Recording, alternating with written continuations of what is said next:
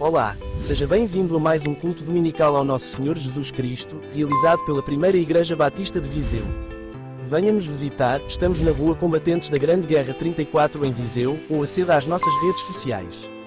E que Deus nos abençoe.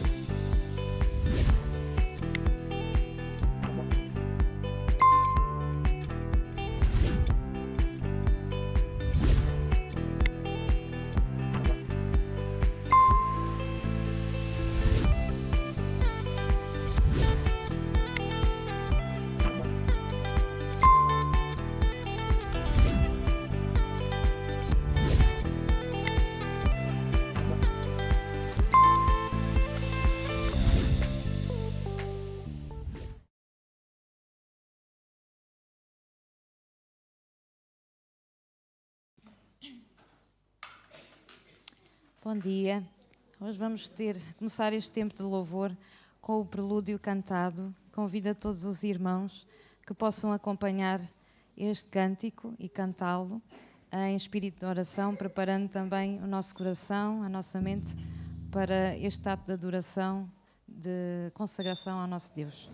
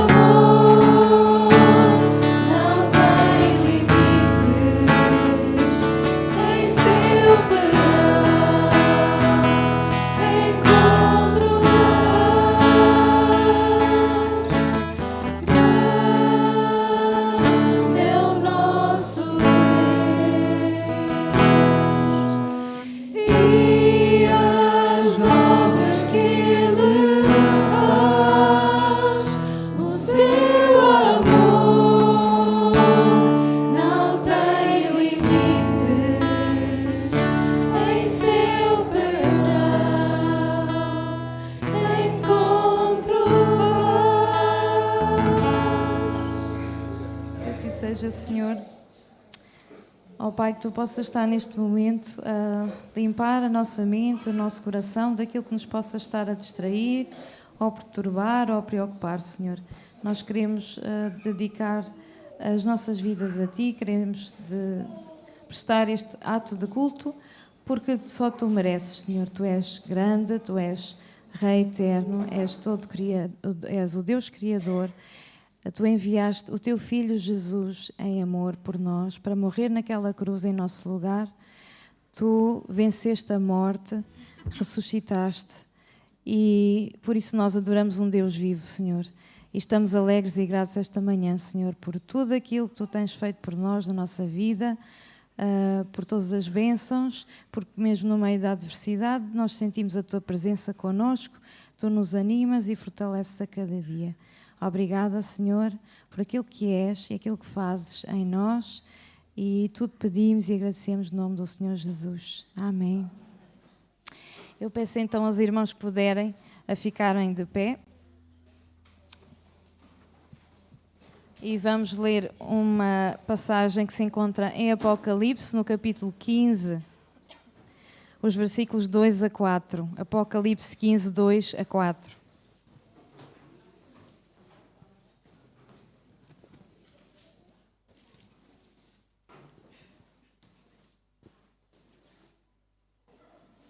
E diz assim: vi como que um mar de vidro mesclado de fogo, e os vencedores da besta, da sua imagem e do número do seu nome, que se achavam em pé no mar de vidro, tendo harpas de Deus, e entoavam o cântico de Moisés, servo de Deus, e o cântico do Cordeiro, dizendo: grandes e admiráveis são as tuas obras, Senhor Deus Todo-Poderoso. Justos e verdadeiros são os teus caminhos, ó Rei das Nações. Quem não temerá e não glorificará o teu nome, ó Senhor? Pois só tu és santo. Por isso todas as nações virão e adorarão diante de ti, porque os teus atos de justiça se fizeram manifestos. E aqui estamos nós, enquanto Igreja do nosso Senhor Jesus, que queremos adorar, queremos reconhecer estas grandes e admiráveis obras, porque nós adoramos um Deus vivo, um Deus que é vencedor. E então convidamos a todos a poderem participar neste tempo de adoração, de gratidão por aquilo que Deus é, por aquilo que Jesus é. Jesus é vencedor, é Rei, Ele já venceu a morte, já venceu Satanás. E nós estamos gratos ao Senhor Jesus por isso. E diz aqui no versículo 4: por isso todas as nações virão e adorarão diante de ti. E é curioso que nós aqui no louvor hoje estamos representadas 4 nações. Temos Guiné, Angola, Ucrânia e Portugal. E muitas mais temos no nosso meio, não é? Junto temos Brasil e muitas mais, com certeza. Então, graças ao Senhor, porque apesar das nossas diferenças culturais, nós somos um em Cristo e queremos adorá-lo e engrandecer o seu nome. E então vamos fazer, enquanto cantamos este cântico, Jesus virá, porque temos esta plena certeza e convicção, tal como o Senhor Jesus nos prometeu. Ele virá uma segunda vez a este mundo. Que realmente possamos estar preparados para a segunda vinda. E enquanto cantamos este cântico, também temos o privilégio de entregar o euro ao missionário para auxílio de pastores, de obreiros que estão no terreno, de missionários e que necessitam de ser sustentados. Então vamos cantar este cântico, Jesus virá.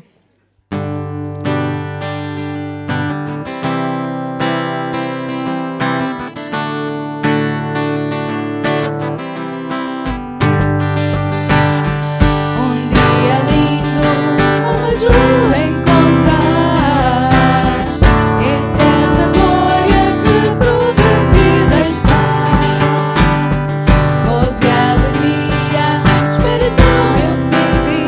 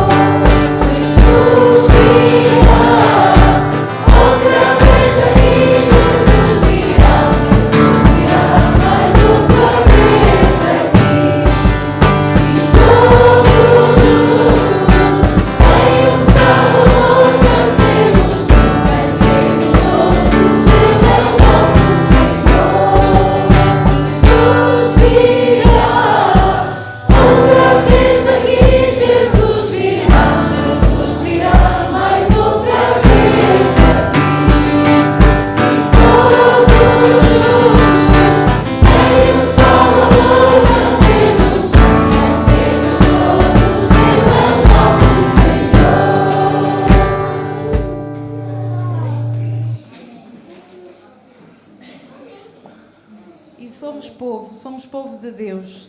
E somos chamados a ser um povo sacerdotal, um povo santo. Ainda hoje de manhã, na Escola Bíblica Dominical aqui dos adultos, estávamos a falar sobre isso, sobre a santidade. Então, busquemos esta santidade a cada dia ao nosso Deus. Ele é a fonte da santidade. Ele nos diz: sede santos, pois eu sou santo. Então, como povo santo, vamos continuar a adorar e celebrar ao nosso Deus. É teu povo.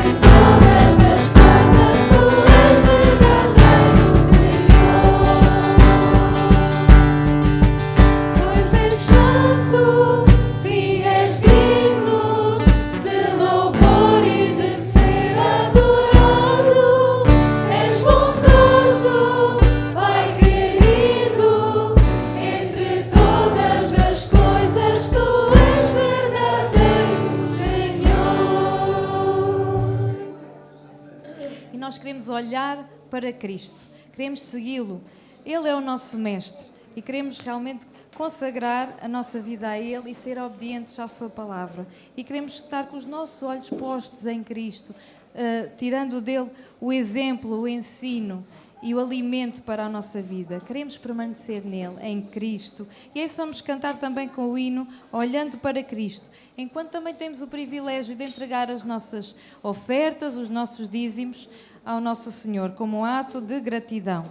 Quem nos visita, não se sinta obrigado, mas se o fizer, que seja de coração, seja com alegria. Sei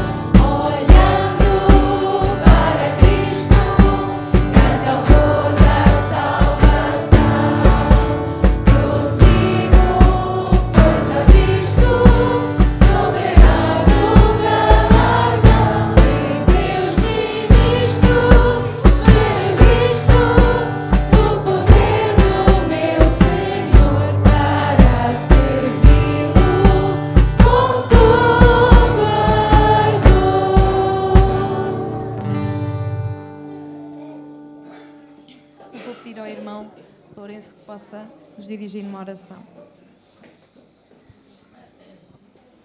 Senhor nosso Deus e nosso Pai, graças te damos, Senhor, por mais este dia, por mais este privilégio de podermos estar na tua casa de oração a louvar o teu nome e a servir-te, Senhor.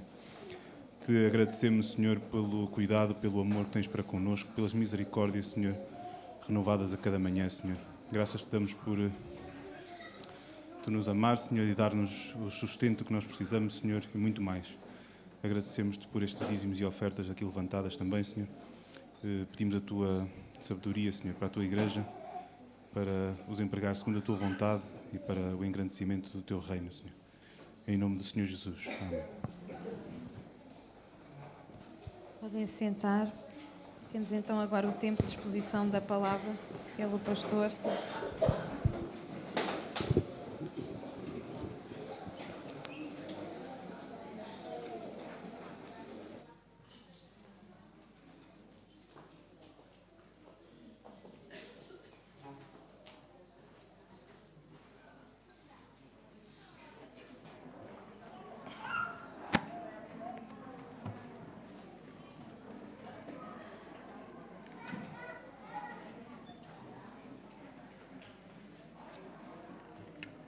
Tiago, posso pedir que ponhas só projetado o refrão do hino? Irmãos, eu não vou pedir para cantarmos novamente, mas eu quero pedir que recordemos aquilo que acabámos de cantar. Olhando para Cristo, grande autor da salvação, prossigo, pois avisto soberano galardão. De Deus ministro, me revisto do poder do meu Senhor para servi-lo com todo o ardor. E olhando nós para esta palavra, eu pergunto, para quem temos olhado? Para quem temos olhado? Não estou a falar hoje, não estou a falar nesta semana, mas para quem temos nós olhado na nossa vida.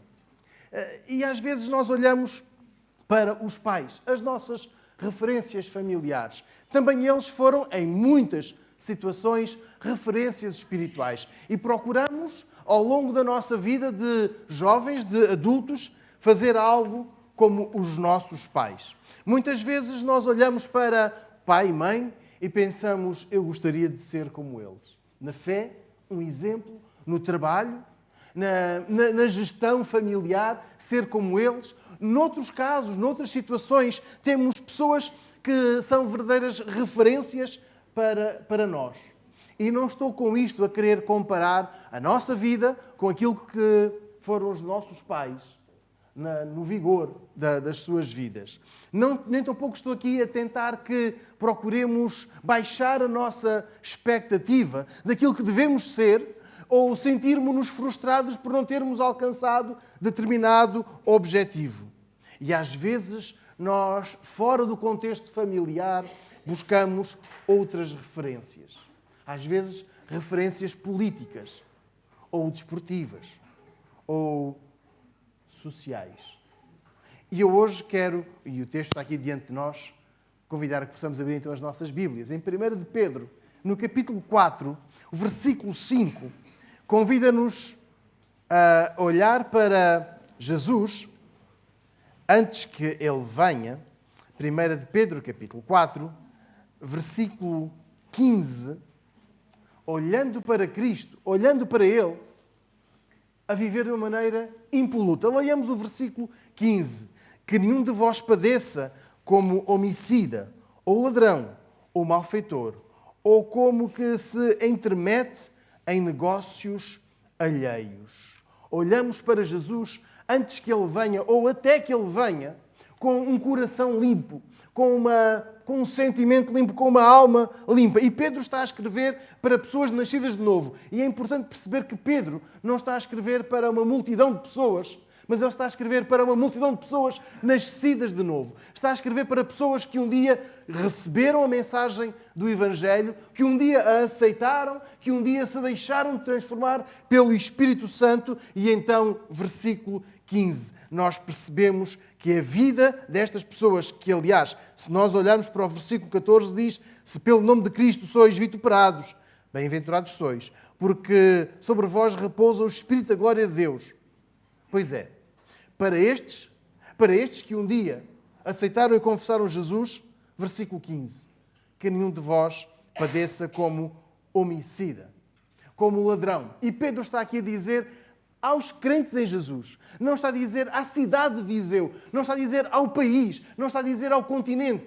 Pedro está a escrever para pessoas nascidas de novo, que se fossem perseguidas pela sua fé, versículo 14, deviam sentir esta alegria, esta bem-aventurança, mas que as suas vidas deveriam ser impolutas. Matar, roubar, causar confusão ou intrometer-se em assuntos alheios. É assim que diz outra tradução do versículo 15. Faz perceber à Igreja a responsabilidade que tem de se manter pura, de se manter limpa.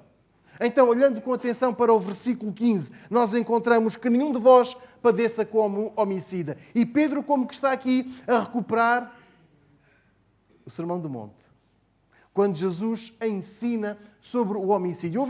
Recordamos o que o Senhor Jesus disse. Ouviste o que foi dito, não matareis. Mas eu vos digo que qualquer que se encolerizar contra seu irmão, sem razão, sem motivo para tal, depois Jesus continua. Depois, versículo 15, ou ladrão. Nós temos tantos e tantos casos na Bíblia que nos ensinam que nós não devemos ser pessoas que ficam com o que não é seu. E isto não tem a ver só com o dinheiro.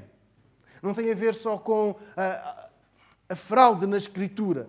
A fraude para aumentar a propriedade. E eram 500 metros e passaram a ser 510. E expandir o que não é nosso. Versículo 15, malfeitor. Sermos pessoas más. Isso não se espera de uma igreja que aguarda a vinda do Senhor Jesus. Ou como que se entremete em negócios alheios. Jesus explica-nos muito bem que o homicídio é quando nós criamos uma ideia errada e desejamos a morte de alguém. Nós não matamos, nenhum de nós matou, mas aquela pessoa não quer ver nem morta. É comum dizermos isto. Eu não matei ninguém, não quero ver aquela pessoa nem morta. Então, os seguidores de Jesus não fazem parte daquela lista de homicidas. Tanto os homicidas morais como os homicidas de facto.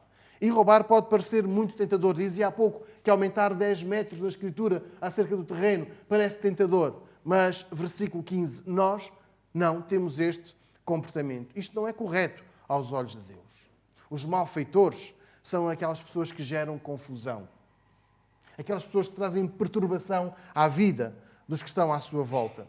E versículo 15, nenhum de nós seja encontrado assim. Que nenhum de nós sirva para perturbar, esteja a perturbar, mas que sejamos promotores da paz. E depois vem aqui esta expressão que eu peço que alguém possa ler somente a última frase do versículo 15.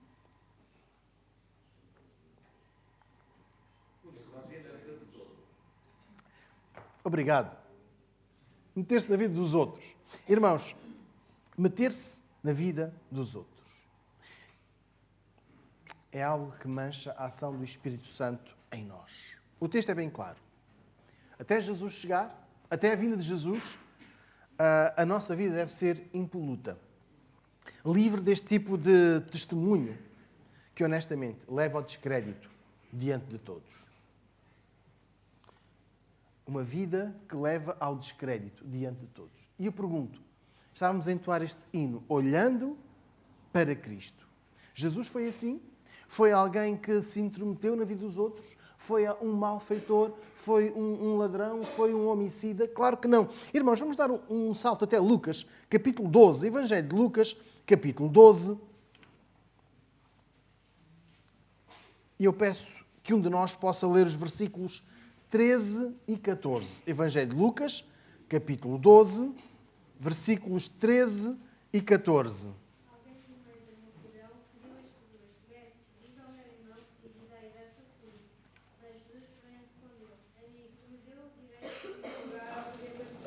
Obrigado. Jesus é chamado a um conflito de irmãos. O meu irmão está a abusar. Diz para o meu irmão repartir aquilo que também é meu. E a resposta de Jesus até parece indiferente, distante. Mas para percebermos que Jesus não vem aqui estar a promover estas picardias.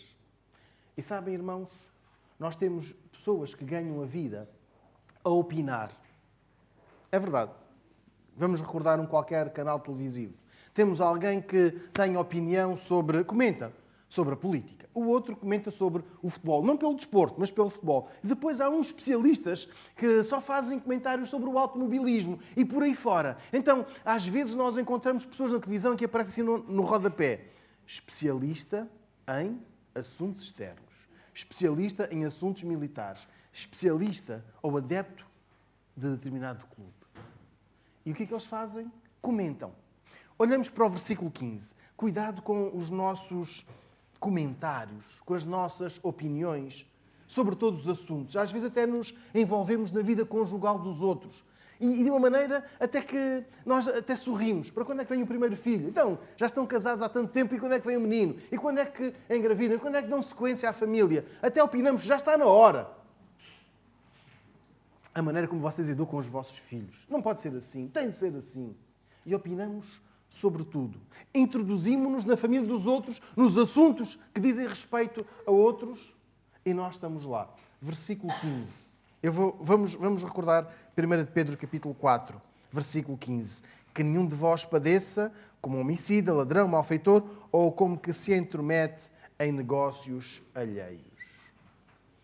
Esta não é uma maneira correta de esperar a vinda de Jesus. Então, falar mal de alguém, odiar, ou matar no coração, roubar, nunca espelhará a fé que temos em Jesus.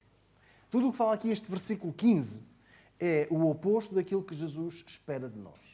É o oposto daquilo que deve existir em nós enquanto esperamos pela segunda vinda de Jesus. Irmãos, olhando para Cristo, versículo 15, não temos nem homicídio, nem roubo, não temos opinião de crítica de nos metermos na vida dos outros. Então, primeiro pedido hoje, pedir ao Espírito Santo que trabalhe em nós para termos uma vida impoluta até que Jesus venha. Versículo 16, 1 de Pedro, capítulo 4, versículo 16. Mas se alguém padece como cristão, não se envergonhe. Antes, glorifique a Deus nesta parte. E o versículo 16 é aqui um reforço do que está no versículo 14. Os irmãos podem perceber onde há a certeza de que quem vive para agradar a Deus sofre algum tipo de represálias. Não somos obrigados a ser apedrejados. Não necessariamente temos de levar com calúnias nas redes sociais ou com aquelas mensagens ameaçadoras na nossa caixa de correio. Caso contrário, nós não estamos a viver uma vida que agrada a Deus. Não é. Mas o texto diz-nos que há certeza de que quando nós vivemos uma vida que agrada a Deus, uma vida que é impoluta, sim, há pessoas que vão falar mal de nós, há pessoas que vão mentir. E aqui Pedro fala no versículo 16, se alguém padece como cristão, não tenha vergonha. Se alguém sofre pela sua fé, que não tenha vergonha daquilo que está a viver. Gosto de ler a primeira e a segunda epístola de Pedro, porque tem uma autoridade, estas cartas têm uma autoridade do homem que viveu, do homem que sofreu, do homem que se alegrou ao longo do ministério do Senhor Jesus. Ele sofreu por ser um discípulo de Jesus. Sim, foi um homem que professou a sua fé no Mestre. Foi, juntamente com João, foi chicoteado por ter falado, sabem, de Jesus. E foi preso com os outros e quando saiu, de uma forma milagrosa, o anjo libertou-os, ele falou de Jesus. Foi chamado novamente. Calem-se, não falem, não tínhamos dito já que não falassem desse nome. E depois vem aquela resposta muito conhecida. O que é mais importante? Obedecer a Deus ou aos homens? Foi Pedro. Estamos a perceber? Este mesmo escritor, este mesmo homem que escreve, repito, para pessoas nascidas de novo, ele diz, se algum de vós sofrer pela fé em Jesus, não tenha vergonha. Porque, como é que diz o versículo 16? Antes, glorifique a Deus nesta parte. Porque um homem como ele, e está em Atos capítulo 5, no versículo 41, ele diz que, o texto diz-nos que eles sentiram grande alegria, por terem sido achados dignos de sofrer em nome do Evangelho. Então, Pedro sabia o que era sofrer por testemunhar da fé em Jesus. E ele podia escrever a todos e dizer que não é motivo de vergonha. Não é motivo de perder a coragem de falar de Jesus. Irmãos, ao longo da nossa vida nós seremos confrontados com momentos em que a vergonha de falar de Jesus vai aparecer. Para quem aqui está e que ainda não desceu, pronto, já tem idade suficiente para estar aqui, mas que ainda estuda, isto vai acontecer. No vosso círculo de amigos, até de matérias na escola, às vezes a vergonha de falar de Jesus vai ser forte. Para quem trabalha, às vezes num contexto de conversa somente entre colegas de trabalho, já não estou a falar fora deste contexto, mas no contexto de trabalho, vai ser tentador ficar calado acerca da nossa fé em Jesus. Porquê? Porque podem gozar connosco. E seja pelo contexto, seja pelas pessoas, versículo 16. Versículo 16. Se padece como cristão, não se envergonhe. Antes, glorifique a Deus nesta parte. Irmãos, até que Jesus venha, é certo, nós seremos tidos como ultrapassados, obtusos, e depois vêm outras coisas mais feias que não vale a pena aqui mencionar. Porque acreditamos que Deus criou o mundo. Porque acreditamos que homem e mulher formam uma família. Porque nós acreditamos que a transparência deve ser sempre a nossa maneira de viver. A verdade é a verdade. Nós não matamos, nós não contornamos. E então aí podemos ser ridicularizados. Mas para nós que vivemos olhando para Ele, vivemos sem vergonha da nossa fé em Jesus. E ainda que nos gozem esta semana, que hoje começa, se nos gozarem, mesmo que digam que aquilo que nós acreditamos é prejudicial até para a sociedade, porque é coisa já ultrapassada, mantenhamos os nossos olhos em Jesus, o autor da nossa salvação, porque quando Ele vier, Ele vai receber-nos sem vergonha. Sem vergonha. O apóstolo Paulo tem um episódio que está relatado em Atos, no capítulo 17, que ele chega a Atenas. E em Atenas, uma cidade extremamente confusa em termos de religião, ele encontra diversos altares às diferentes divindades da mitologia grega. E encontra lá um altar que está ao Deus desconhecido. E ele, partindo daquele altar do Deus desconhecido, faz a apresentação da fé em Jesus. E quando ele toca na ressurreição, alguém diz, não, para. E uns que o chamam, sabem de como? Palrador. Há uma tradução assim em português mais comum que diz um papagaio ofensivo.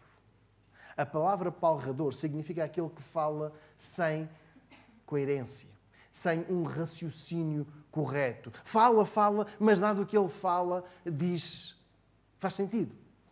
Nada é correto. E Atos 17, 18 diz-nos que Paulo não teve vergonha. Depois continuou.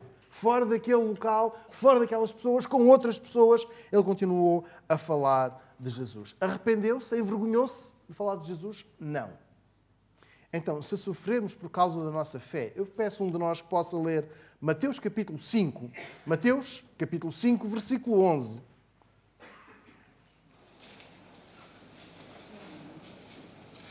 Bem-aventurados sois quando a minha causa vos injuriarem e perseguirem, mesmo que vos disserem todo mal contra vós. Obrigado.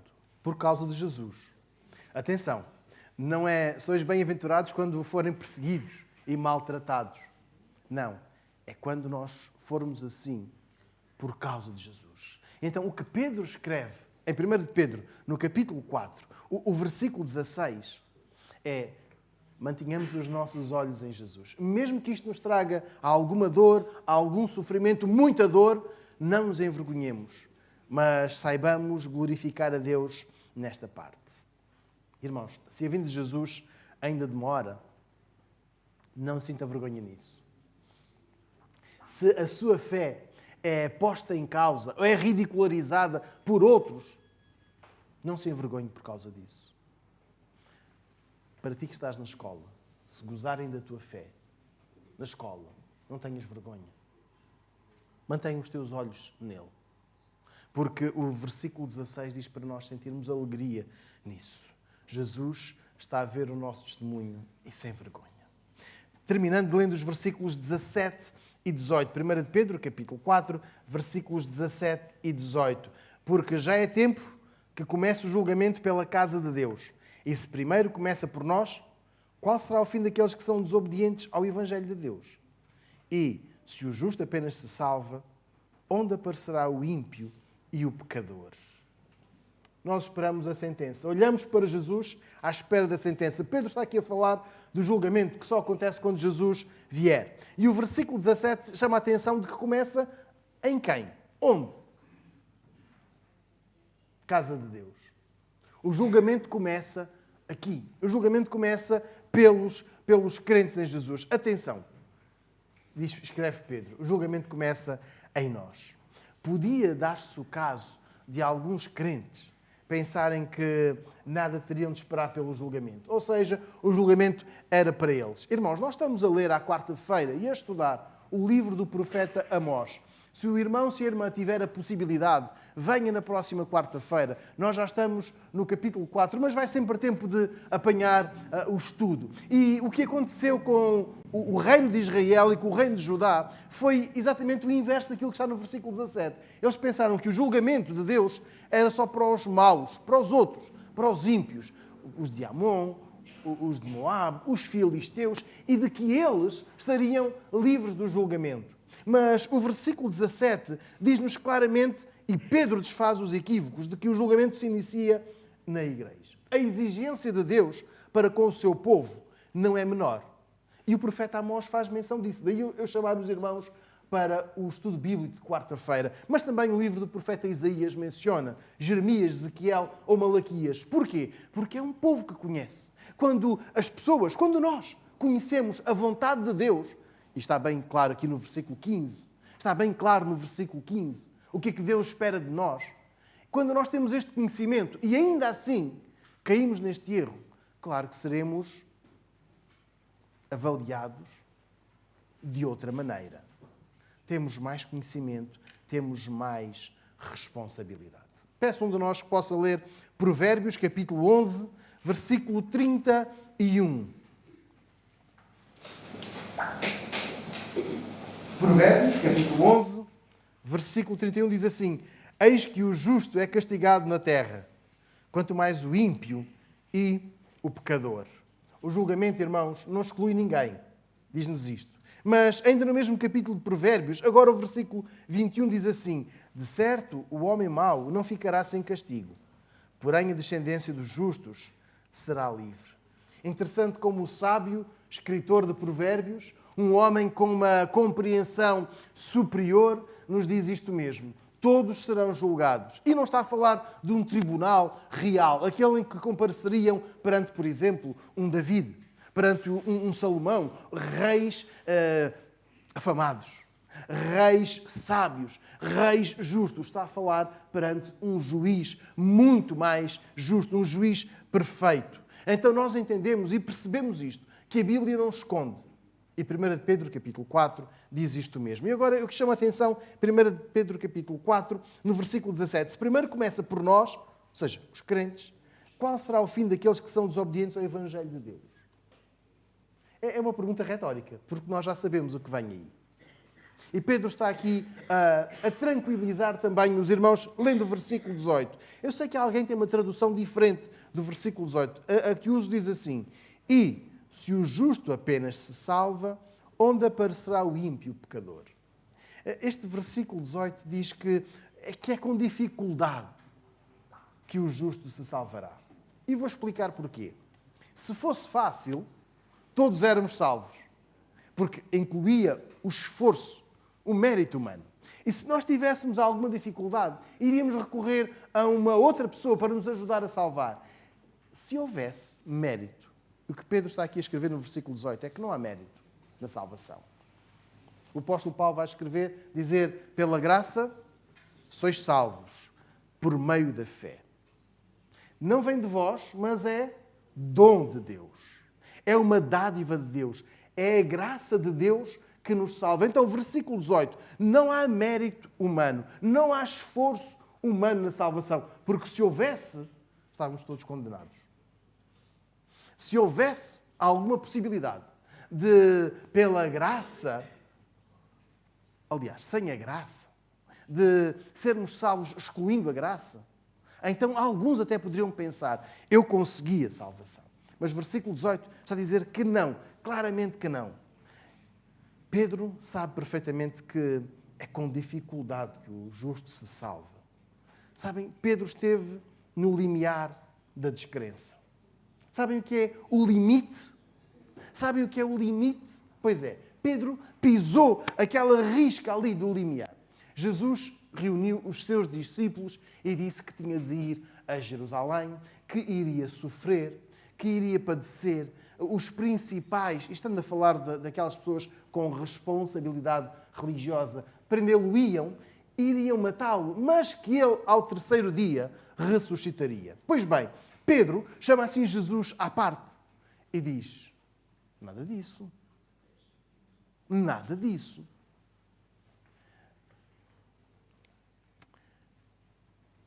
Pensem bem nisto. Pedro repreendeu o mestre.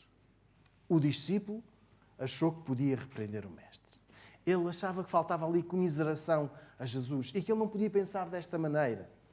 Então, Jesus podia contar com os 12.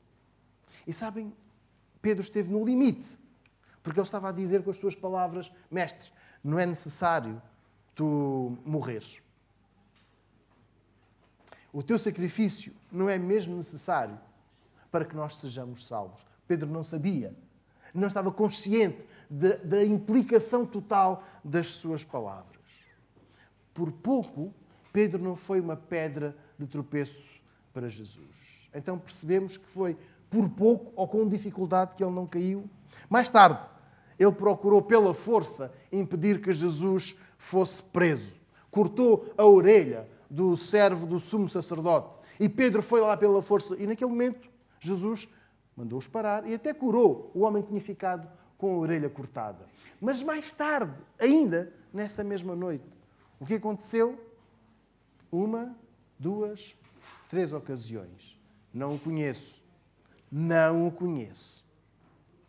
Eu juro que não o conheço. Que não tenho relação alguma com este Galileu. Como se terá sentido o discípulo de Jesus? O texto diz-nos que ele chorou amargamente. Agora, o texto de Provérbios 11 recorda-nos que, ao inverso, os ímpios não serão poupados. Os que não aceitam a obra sacrificial de Jesus, os que não creem nele, os que rejeitam a sua oferta amorosa, serão lançados, como diz Mateus no capítulo 25, versículo 46, no castigo eterno. Irmãos, olhar para Jesus é esperar que ele venha. Nós acreditamos que ele virá. Cantávamos há pouco. Jesus virá, outra vez aqui, Jesus virá. Mas acreditamos que ele virá olhando para ele sem mau testemunho, sem manchar o nome de Jesus. E para esta semana, irmãos, que eu não sei se Jesus virá esta semana, ninguém sabe. Ninguém sabe. Se Jesus vier, que nos olhe sem mau testemunho. Sem o que está aqui no versículo 15. Vamos só recordar o que diz o versículo 15. Que nenhum de vós padeça como homicida, ladrão, malfeitor, ou como que se intromete em negócios alheios. Escolhas, comportamentos, pensamentos, sentimentos estão a ser observados e escrutinados pelo Salvador. Se nós optarmos por uma vida de criminalidade e criminalidade espiritual, que testemunho estaremos a dar por Jesus? Contudo, agora passamos para o versículo 16. Se alguém nos rejeitar, se alguém nos ofender por causa da nossa fé, e repito, o que está aqui no versículo 16, irmãos, estamos a ler o versículo 16, mas se padece como cristão, como discípulo de Jesus, não se envergonhe, antes glorifique a Deus nesta parte. Se alguém nos rejeitar pela nossa fé, por aquilo em que acreditamos, de acordo com o que Jesus nos ensina, então devemos ficar alegres. É um contrassenso? É. Mas aí em casa perceba. É melhor nós sermos ofendidos pela fé em Jesus do que sermos ridicularizados por estarmos a defender ideias contrárias àquelas que o Mestre tem. Então, irmãos, mantenhamos os nossos olhos em Jesus, porque nós acreditamos na sua vinda. Porque versículo 17 e versículo 18, todos seremos julgados. Mas eu quero só reforçar o que diz Romanos, capítulo 8, versículo 1. O julgamento não significa necessariamente condenação.